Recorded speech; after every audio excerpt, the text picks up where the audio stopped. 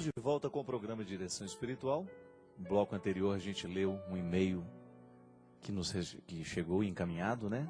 Justamente um testemunho de uma psicóloga falando do quanto ela estava indignada com a falta de não na relação pai e filho, a partir da história do sofrimento, né, tão trágico da Eloá. E a gente estava falando justamente aqui que a verdadeira educação ela se estabelece a partir do equilíbrio, né, entre não e sim. Muitas vezes nós temos a ilusão de que amar uma pessoa é você agradá-la o tempo todo. Não. Na verdade, a gente só firma no amor que a gente sente a partir do momento que a gente tem o poder de desagradar também, né? Que você já tem a segurança de desagradar. É engraçado, pode observar, pessoas muito carentes têm uma dificuldade imensa de desagradar, porque ela quer manter o outro sempre gostando dela. E manter o outro gostando da gente não é garantia de nada, né? Não garante absolutamente nada. Às vezes a gente encontra pessoas que precisam justamente se encorajar, se energizar, digamos assim, né? Para poder dizer não às pessoas, justamente para elas começarem a viver com qualidade. Que a carência nos faz reféns de nós mesmos. Eu tenho medo do outro não me aceitar, então eu vivo para agradar. É engraçado por isso que o contexto da profecia requer muita coragem daquele que é profeta. Porque senão o profeta ele vai se camuflando, né, de acordo com a situação, e ele nunca vai ter a coragem de dizer a verdade, porque ele tem medo do que os outros vão achar dele. Não. Nós precisamos ter coragem profética até nos relacionamentos que nós estabelecemos. E, gente, às vezes nós encontramos filhos que mandam nos pais. Esta ordem não pode ser invertida, minha gente. Uma criança de 5, 6 anos, ela não está madura para as decisões. Ela precisa ter uma voz que venha de cima. É interessante que na ética a gente tem 2 modelos de ética, né? A ética da autonomia e a ética da heteronomia. O que é a ética da autonomia? É quando eu comando as minhas regras. Eu já tenho domínio sobre os meus valores, eu já tenho uma autonomia para decidir. A heteronomia é quando a regra vem de fora, eu preciso escutar o que o outro está dizendo, o que ele me aconselha, para que eu possa agir. A gente precisa se equilibrar também nas duas. Eu não posso ter a minha ética pessoal e viver a partir dela somente, como eu também não posso viver somente do que os outros me mandam fazer. A maturidade consiste em nós vivermos o equilíbrio dessas duas éticas. Eu tenho autonomia, mas também tenho espaço para a heteronomia. Isto é, eu escuto o que o outro também tem a me dizer. Eu sou capaz de respeitar a regra do outro também. É uma regra que vem de fora, que para mim tem valor também. Veja bem que a educação ela passa o tempo todo. Uma criança de 5, 6 anos, ela ainda não tem autonomia para decidir muita coisa. Ela já tem, é claro, ela se exerce em pequenas autonomias. Ela escolhe o brinquedo que ela quer brincar, ela escolhe isso. Coisas que você sabe que o seu filho precisa saber escolher, deixe que ele escolha. É até bonitinho, né? Ver a criança tomando gosto pelas cores. Eu me lembro que era uma tristeza lá em casa. O meu pai mandava cortar o cabelo de todo mundo igual. E era uma tristeza que tinha um corte chamado meia cabeleira. Já ouviu falar nisso? Era uma das coisas mais feias que podia existir na vida, né? Que era tudo suruca aqui, ó. E aí ficava só aquele topete, assim. Meia cabeleira. Parecia o corte do exército, né?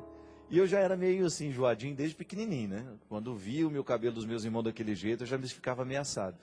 E eu consegui convencer o meu pai a deixar o meu cabelo do jeito que era. Eu até tenho umas fotos assim. Eu tinha um cabelinho de cuia. Horroroso também, mas eu gostava, né? Parecia que tinha colocado uma cuia na minha cabeça e feito aquele negócio assim. É igual o cabelo do Maurinho, filho do Edson. Belezinha, um capacetezinho assim. Maurinho é lindo. E eu me recordo que naquele, igualzinho do China, do meu antigo diretor aqui, tá lá em Portugal. Quando eu fiz essa experiência de convencer o meu pai a deixar o meu cabelo como eu queria, eu me recordo que eu me senti, né, valorizado. Pode ter certeza que naquele momento o meu processo de autonomia começou a se fortalecer dentro de mim. Diferente de uma criança que é mandada o tempo todo. Há crianças que não têm o direito de escolher a cor que gosta. Também eu me lembro que tinha tinha, sobretudo os gêmeos, né? É uma coisa mais triste que tem, aqueles gêmeos vestidos iguais, né? A gente saía, tinha uns amiguinhos gêmeos, aquilo despersonaliza, né? Porque fica tudo igual, né? E é uma das coisas que pode ofender dois irmãos gêmeos, é isso, né? Nossa, você é tudo igual, né? Não, não somos iguais. Ah, mas gente, são pessoas diferentes. Mas a gente tinha mania de vestir tudo igualzinho, aquela coisa. Pode observar que depois, quando vai entrando no processo da autonomia, a própria criança rejeita, não quer mais a roupa que a mãe escolhe. Claro, tudo isso tem limite, mas é bom você perceber que a criança vai se exercitando e crescendo nessas vontades. Agora, pelo amor de Deus, quando você percebe que o seu filho está querendo escolher o que ele ainda não está preparado para escolher, e você permite, você está permitindo uma agressão moral nessa criança. Porque uma coisa é a gente agredir o nosso filho com o nosso tapa, né? Isso todo mundo vê, isso dá até cadeia. Outra coisa é você agredir o seu filho do ponto de vista moral. Como é que eu agrido o meu filho do ponto de vista moral?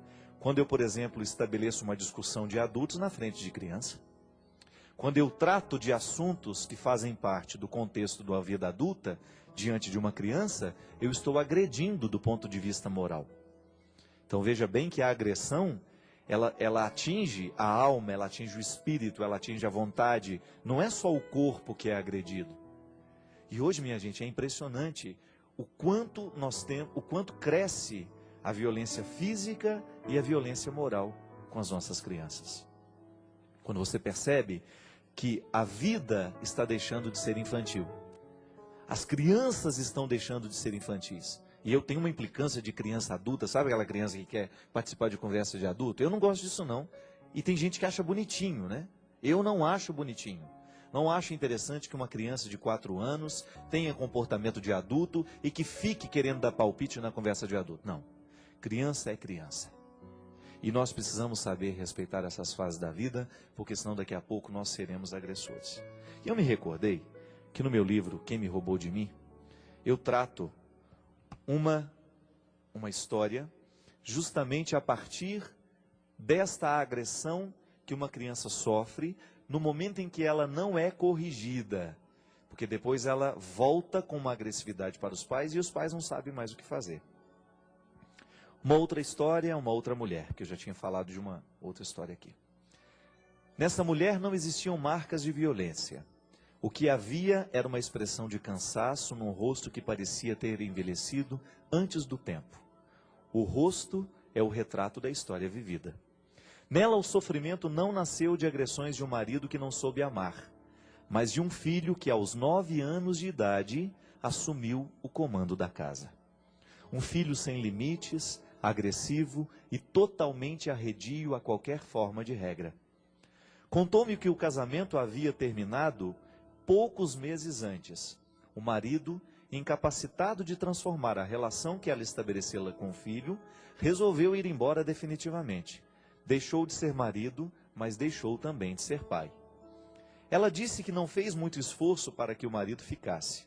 Ela alimentava a ilusão de que com sua ausência, o filho pudesse se tornar mais dócil, mas isso não aconteceu. Contou-me também que o marido não teve muita influência na educação do menino. O trabalho lhe retirava rotineiramente da vida familiar e nas poucas vezes que tentava alguma forma de repreensão, a mãe o desautorizava severamente. Envergonhada, ela confessou-me que por 2 vezes o menino a agrediu fisicamente. Na primeira ocasião, a reação agressiva foi pelo simples fato de ela ter passado pela sala sem perceber ter levado com o pé o cabo do videogame. Ele arremessou-lhe uma tesoura e machucou-lhe a perna. A segunda agressão resultou de uma pergunta corriqueira, coisa de quem ama. A mãe perguntara se o filho já havia tomado café.